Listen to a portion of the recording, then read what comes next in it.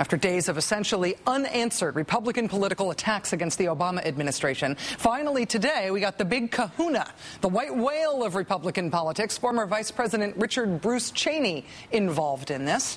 After 5 days of Republicans owning the airwaves on this issue, doubling and then tripling down on politicizing this thwarted terrorist attack, with almost no opposition from the Democrats, the maestro of terror politics, Mr. Cheney, gave a statement to Politico.com today, not decrying the terrorist incident itself, but instead using that attack as an opportunity to bash the president, to accuse the president of not keeping America safe. Now, as is often the case in politics, when attacks from one side go unanswered for a long time, when one side gets the platform all to themselves, that side can sometimes get over-exuberant. They can overplay their hand. Republicans, left to their own devices, have in this case excitedly launched a series of obviously baseless, factually incorrect, demonstrably untrue, and hypocritical attacks. Dick Cheney's comments today, probably the worst among them. He said, quote, "He seems to think if he gives terrorists the rights of Americans, lets them lawyer up, and reads them their Miranda rights, we won't be at war."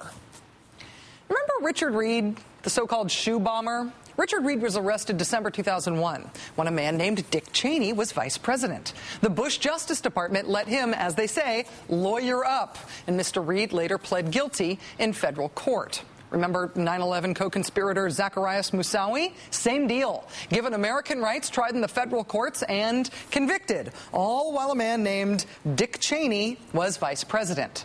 What President Obama is doing right now with this case is the same thing that was done with the same type of cases while Dick Cheney was vice president. But Dick Cheney isn't letting anything like that hold him back, saying, quote, "Why doesn't he want to admit we're at war? President Obama's first object and his highest responsibility must be to defend us against an enemy that knows we are at war." According to Dick Cheney, see, this has to be seen as a military issue. This has to be seen as war. This can't be seen as law enforcement. This is something, according to Dick Cheney, this is something that you handle with the Department of Defense, right? Like Bush and Cheney and Rumsfeld did. Mr. Secretary, do you have any insights you can share with us about Richard Reed, the American Airlines shoe bomber? That's a matter that's in the hands of the law enforcement people and not the Department of Defense. And I don't have anything I would want to add.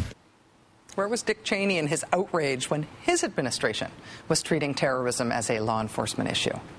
But wait, there's more. Quote, "He seems to think if he closes Guantanamo and releases the hardcore al-Qaeda-trained terrorists still there, we won't be at war." Like, for example, do you mean the Guantanamo prisoners your administration released to go to Saudi Arabia to be put in art therapy? The guys who then became leaders of the al-Qaeda chapter in Yemen that is reportedly behind the plot to blow up that flight on Christmas Day? Did Mr. Cheney think that we weren't at war when that decision was made by his administration? Where was his outrage over his own decision then? We're hearing over and over and over again from Republicans how President Obama waited too long to comment on the Christmas bombing.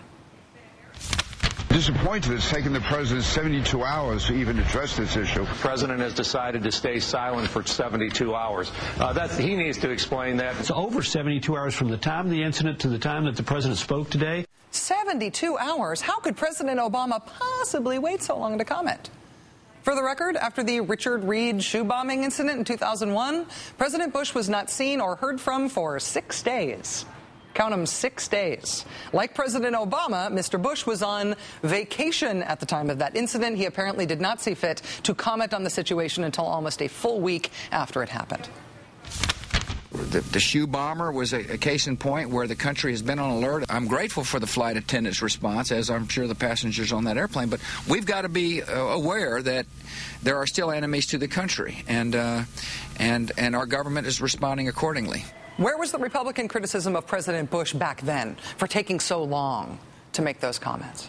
Perhaps President Bush dodged criticism on matters of terrorism because of the language he used to talk about the war on terror. Remember, smoke them out of their caves, bring them on. That was the type of language that President Bush chose to use when talking about terrorism. Mr. Obama does it differently. He has a distinctly non-cowboy rhetorical approach to this issue. And that is one of the things that's also most rankling Republicans right now. The important thing now, Harry, is that the president has downplayed the threat of terror since he took office. He doesn't even use the word anymore. Doesn't even use the word anymore. That is true. Only in Jim DeMint's mind.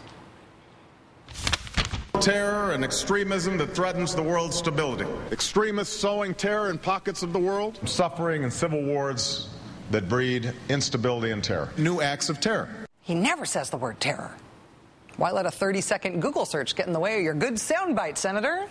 But you know, Senator DeMint is doing the country a service here, at least by clarifying things, by getting at the core of the conservative attack on President Obama. It was the whole point of Dick Cheney's opportunistic statement today. The whole point was that President Obama ought to talk more about war. Vice President Cheney said, quote, "He seems to think if he gets rid of the words war on terror, we won't be at war. Why doesn't he want to admit we're at war?" Keep in mind, this is coming from the former vice president of the administration whose record of talking about war includes dandies like these. Thanks to the United States and our fine allies, Afghanistan is no longer a haven for terror. The Taliban is history, and the Afghan people are free. Major combat operations in Iraq have ended. In the Battle of Iraq, the United States and our allies have prevailed. I think they're in the last throes, if you will, of the insurgency.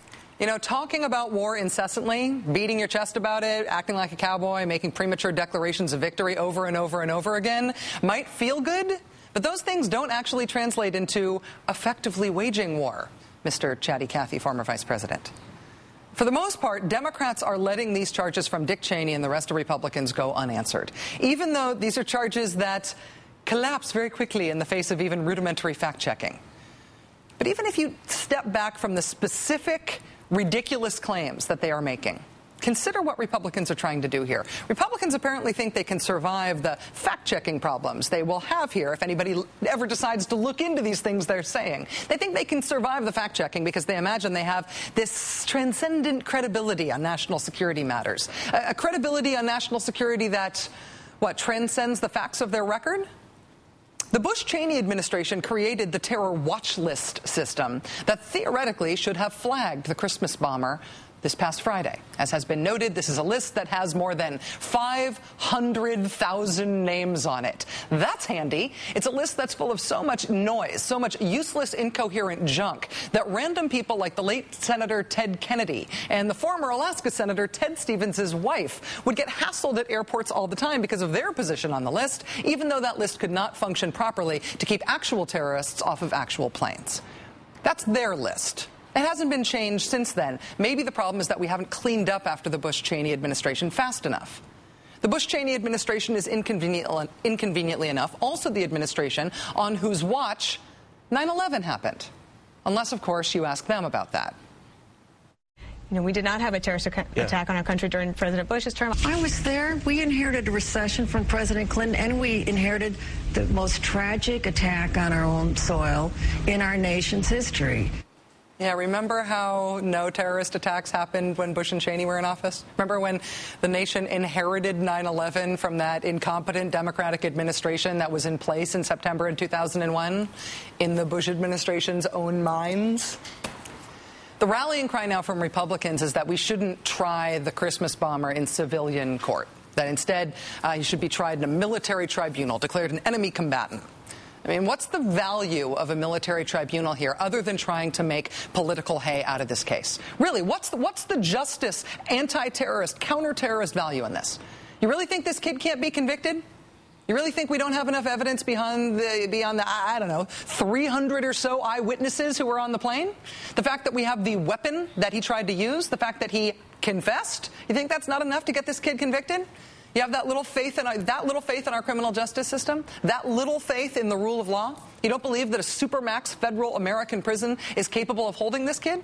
You think it might be cool instead to martyr this kid as some impressive soldier instead of some idiot, confused rich kid who couldn't even handle blowing up his own junk with a bomb that was secreted in his own underpants? We're supposed to take national security advice from you guys? Really? Republican Congressman Pete Hoekstra is still the captain of the team on this one, now raising money off of a terrorist attack on Americans, the attempted murder of 300 Americans, politicizing this issue by soliciting campaign donations for his run for governor of Michigan on the occasion of this terrorist attack. We contacted Pete Hoekstra's campaign today. They told us we should expect to see more of this type of exploitative solicitation from them. They told us that Congressman Hoekstra himself personally signed off on the using a terrorist attack on Americans to raise money effort, proudly saying they think they've gotten a significant spike in donations as a result of it. Though it's too early to tell, fingers crossed, maybe something else horrible will happen. This is the Republican response to this terrorist attack at the end of 2009. And again, my friends and colleagues in the media have two choices in covering this. You can just copy down what the Republicans and Vice President Cheney are saying and click send, call it journalism, or you can actually fact check those comments and put them into context. Your choice. It's your country.